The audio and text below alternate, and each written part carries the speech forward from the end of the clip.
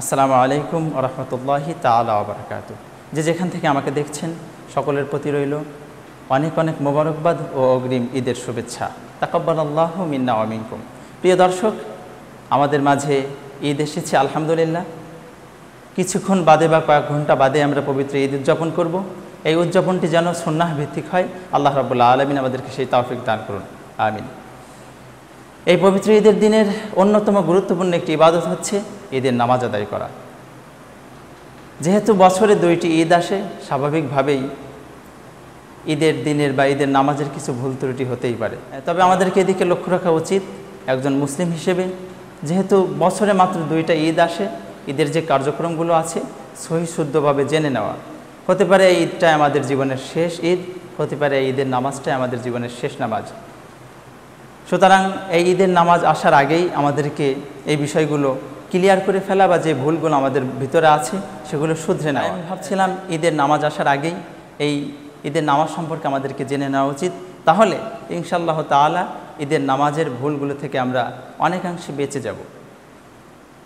এই উদ্দেশ্যেই আজকে সচরিত্র ঈদের নামাজ সম্পর্কে আপনাদেরকে জানিয়ে দিতে চাই। এই নবী করিম সাল্লাল্লাহু আলাইহি সাল্লাম তিনি খুবই গুরুত্ব সহকারে ঈদের নামাজের কথা বলেছেন। ইমাম আবু হানিফা রাহমাতুল্লাহ আলাইহি ঈদের নামাজকে ওয়াজিব বলে ঘোষণা করেছেন। এজন্য ঈদের নামাজ আমাদের কাছে অত্যন্ত গুরুত্বপূর্ণ একটি ইবাদত। ঈদের নামাজ বা ঈদের দিনের ফজরের নামাজের পরে আর কোনো নামাজ নেই ঈদের নামাজের আগ মুহূর্ত পর্যন্ত। অর্থাৎ অন্য দিন ফজরের পরে আমরা যেমনি চারটের নামাজ পড়তাম বা ইশরাকের নামাজ পড়তাম, এরপরে চারটের নামাজ পড়তাম, ঈদের দিনে ঈদের নামাজের আগে, ফজরের নামাজের পরে ঈদের নামাজের আগে কোনো নামাজ নেই। অর্থাৎ ঈদের ফজরের পরেই যে নামাজটি আছে সেটা হচ্ছে ঈদের নামাজ। এই ঈদের নামাজ দুইভাবে আদায় করা যায়। ইসলামিক স্কলারগণ এই দুই মতকেই সহি এবং শুদ্ধভাবে ঘোষণা করেছেন। এই দুইভাবের যে কোনো একভাবেই আদায় করলে ঈদের নামাজ আদায় হয়ে যাবে ইনশাআল্লাহ তাআলা। প্রথমত হচ্ছে ঈদের নামাজ 6 তাকবীরের সহিত পড়া যায় এবং দ্বিতীয়ত হচ্ছে 12 তাকবীরের সহিত। প্রথম মত যেটা, সেটা হচ্ছে ঈদের নামাজ যদি 6 তাকবীরে আদায় করি তাহলে আমাদের 6 তাকবীরের নামাজের আদায়টা এমন হবে অন্যান্য 2 রাকাত নামাজের মতোই, শুধুমাত্র অতিরিক্ত 6টি তাকবীর দেব। প্রথম রাকাতে 3টি তাকবীর, দ্বিতীয় রাকাতে 3টি তাকবীর।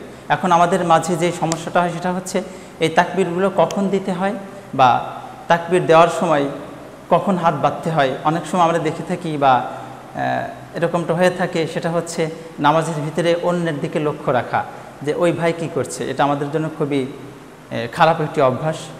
এই অভ্যাসটা আমাদেরকে না হতে দেওয়া উচিত, বরং এর আগে আমাদেরকে সমাধান করে ফেলা উচিত। বিশেষ করে যদি আশপাশে কোনো একটি ব্যক্তির দাড়ি যদি থাকে বা একটু হুজুর হুজুর দেখা যায়, তাহলে তার দিকে আমাদের লক্ষ্যটা একটু বেশিই থাকে। অর্থাৎ সবাই মিলে তার দিকে লক্ষ্য করছি যে কিভাবে সে নামাজ আদায় করছে। আমি আশা করব এই ভিডিওতে যদি আপনারা দেখেন তাহলে আপনাদের বা আমাদের সকলের এই ভুলগুলো কেটে যাবে এবং নিজের মতো করেই, নিজের বুদ্ধি থেকেই বা নিজের জ্ঞান থেকে আমরা সুন্দরভাবে নামাজটি আদায় করতে পারবো। 6 তাকবীরের সহিত যে নামাজটি আদায় করব, প্রথমে আমরা প্রথম রাকাতে 3 তাকবীর দিব, দ্বিতীয় রাকাতে 3 তাকবীর দিব। এখন এই তাকবীরটা কখন দিব আমি বলছি, সেটা হচ্ছে প্রথমে আল্লাহু আকবার বলে তাকবীরে তাহরিমা বলার পরে হাতটা বাঁধবো, বাঁধার পরে ছানা পড়ব। যেই ছানাটি আমরা পড়ে থাকি ওটা পড়ার পরে অন্য নামাজে আমরা সূরা ফাতিহা পড়তাম, এরপরে অন্য একটি সূরা মেলাতাম, কিন্তু এই নামাজের ক্ষেত্রে আগে আমাকে 3 তাকবীরের কাজ সেরে ফেলতে হবে।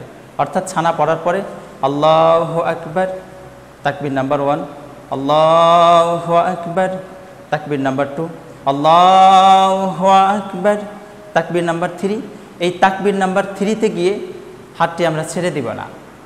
প্রথম তাকবীর এবং দ্বিতীয় তাকবীর দেওয়ার পরে হাত ছেড়ে দেব, তৃতীয় তাকবীরে গিয়ে আমরা হাতটি বেঁধে ফেলব। বাঁধার পরে সূরা ফাতিহা ইমাম সাহেব পড়বেন, এরপর অন্য একটি সূরা মেলাবেন, মেলানোর পরে রুকুতে গিয়ে সেজদায় গিয়ে আমরা প্রথম রাকাত শেষ করব। দ্বিতীয় রাকাতে উঠে অন্য নামাজের মতো আবার সূরা ফাতিহা পড়ব, আউযু বিল্লাহি বিসমিল্লাহ পড়ে, এরপরে অন্য একটি সূরা মিলিয়ে, এরপরে দ্বিতীয় রাকাতে যে 3 তাকবীর সেটা হচ্ছে রুকুতে যাওয়ার পূর্বে আমরা আল্লাহু আকবার বলে প্রথম তাকবীর দিব, আল্লাহু আকবার দ্বিতীয় তাকবীর দিব, আল্লাহু আকবার তৃতীয় তাকবীর দিব, 3 বারে হাত ছেড়ে দেব। আবার চতুর্থবার যে তাকবীরটা দেওয়া হবে, অর্থাৎ 3 তাকবীরের কাজ শেষ, অর্থাৎ অতিরিক্ত যে 6 তাকবীর সেটা শেষ হয়ে গেল। চতুর্থবার যে ইমাম সাহেব যে আল্লাহু আকবার বলবেন, সেই চতুর্থবারে দ্বিতীয় রাকাতে আমরা রুকুতে চলে যাবে, আল্লাহু আকবার। এরকম করেই আমরা তাকবীরের কাজ সেরে ফেলব, এরপরে রুকু করব, সেজদা করব এবং ঈদের নামাজ এভাবে আমরা শেষ করব। আমি আবার বলছি, ঈদের নামাজের 6 তাকবীরের যে নামাজটা সেটা হচ্ছে প্রথমে 3 তাকবীর দিতে হবে, তাকবীরে তাহারিমা বলার পরে, সানা পড়ার পরে 3 তাকবীর দিতে হবে। প্রথম 2 তাকবীরে হাত উঠিয়ে ছেড়ে দিতে হবে, 3 নম্বর তাকবীরে গিয়ে হাত উঠিয়ে হাত বেঁধে ফেলতে হবে। এরপরে যথাযথ নিয়মে নামাজ প্রথম রাকাত শেষ করতে হবে। দ্বিতীয় রাকাতে গিয়ে আবার সূরা ফাতিহা পড়ে অন্য একটি সূরা মিলিয়ে, এরপরে দ্বিতীয় রাকাতে গিয়ে সূরা ফাতিহা পড়ার পরে অন্য একটি সূরা মেলানোর পরে এরপরে আবার আল্লাহু আকবার আল্লাহু আকবার আল্লাহু আকবার বলে 3টি তাকবীর দিব, 3 তাকবীরে হাত ছেড়ে দিব, চতুর্থ তাকবীরে গিয়ে আমরা রুকুতে চলে যাব। এভাবে যথাযথ নিয়মে আমরা নামাজ শেষ করব। এটা ছিল 6 তাকবীরের সহিত যে নামাজটি। এবার দ্বিতীয় যে মতটি 12 তাকবীরের সহিত যে ঈদের নামাজটি, সেটি হচ্ছে অন্যান্য নামাজের মতোই প্রথমে তাকবীরে তাহারিমা বলে হাত বাঁধবো, এরপরে সানা পড়ব, পড়ার পরে প্রথম রাকাতে 7টি তাকবীর দিব। সানা পড়ার পরে আল্লাহু আকবার তাকবীর নাম্বার 1, আল্লাহু আকবার তাকবীর নাম্বার 2, আল্লাহু আকবার তাকবীর নাম্বার 3, আল্লাহু আকবার তাকবীর নাম্বার 4, আল্লাহু আকবার তাকবীর নাম্বার 5, আল্লাহু আকবার তাকবীর নাম্বার 6, আল্লাহু আকবার তাকবীর নাম্বার 7। এই সপ্তমবারে হাত আর ছেড়ে দিব না, অন্য যে 6টি বার হাত উঠিয়েছিলাম 6 বারই হাত ছেড়ে দিব, কিন্তু এই সপ্তমবারে হাত ছেড়ে দিব না, এই সপ্তমবারে হাতটি বেঁধে ফেলবো এবং অন্যান্য নামাজের মতোই সূরা ফাতিহা পড়ব, অন্য একটি সূরা মিলিয়ে প্রথম রাকাত শেষ করব যথাযথ নামাজের নিয়মেই।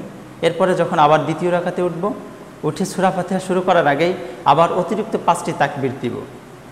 আল্লাহু আকবার আল্লাহু আকবার আল্লাহু আকবার আল্লাহু আকবার আল্লাহু আকবার। এই পঞ্চম তাকবীরে গিয়ে হাত বেঁধে ফেলবো, অর্থাৎ দ্বিতীয় রাকাতে সূরা ফাতিহা পড়ার পূর্বে অতিরিক্ত 5টি তাকবীর দিয়ে এরপরে পঞ্চম তাকবীরে গিয়ে হাত বেঁধে দিব, বাকি 4 তাকবীরের সময় হাত ছেড়ে দিব। পঞ্চম তাকবীরে গিয়ে হাত বেঁধে ইমাম সাহেব সূরা পড়বেন বা আমরা সূরা ফাতিহা পড়ব, এরপর অন্য একটি সূরা মিলিয়ে যথাযথ নিয়মে ঈদের নামাজ শেষ করব। এরপরে ঈদের নামাজের পরে আমরা খুতবা শুনে ঈদের নামাজ পরিপূর্ণ শেষ করব। সম্মানিত দর্শক মণ্ডলী, ভিডিওটি যদি আপনাদের কাছে ভালো লেগে থাকে তাহলে ভিডিওটি শেয়ার দিবেন, যাতে করে আমার অন্য একটি ভাই এই ভিডিও থেকে উপকৃত হতে পারে। সকলেই ভালো থাকবেন, সুস্থ থাকবেন। আল্লাহ হাফেজ। আসসালামু আলাইকুম ওয়া রাহমাতুল্লাহি তাআলা ওয়া বারাকাতুহু।